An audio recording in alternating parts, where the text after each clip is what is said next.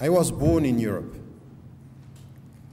I went back to my country of origin, to Egypt, just to be far from the world, close to knowledge. This is what I needed.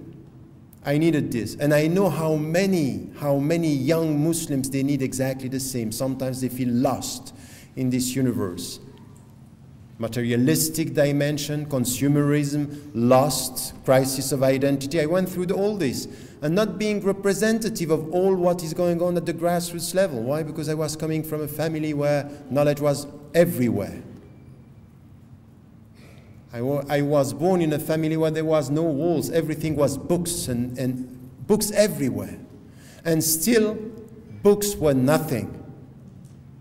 Nothing if you don't have this psychological strength coming from spiritual peace. This is the way I understood it, and this is why I went back. I went back to get the knowledge and to get this better understanding. And now when I'm living in Europe, I'm dealing with the communities, traveling around everywhere, the same spiritual crisis, psychological disturbances and questions, the same. For the younger generations, asking us, how do we deal with this? And then we have to face the reality of the first main crisis, the first main how to be a Muslim in the 21st century is to look at this as it is. And that what we need is really to think about how do we transmit the spiritual message of our religion. How in our societies we spread this peace and confidence and trust. Because as the starting point of everything is confidence. And confidence is what?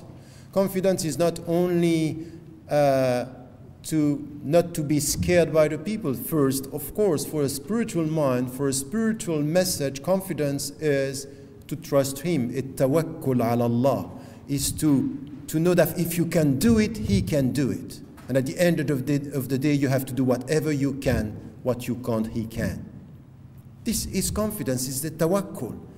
It's something which is, I can do it, but more than that. It's for the Muslims living in Britain, it's for the Muslims and the communities living in our country, not to wait for someone coming with the answers to our questions.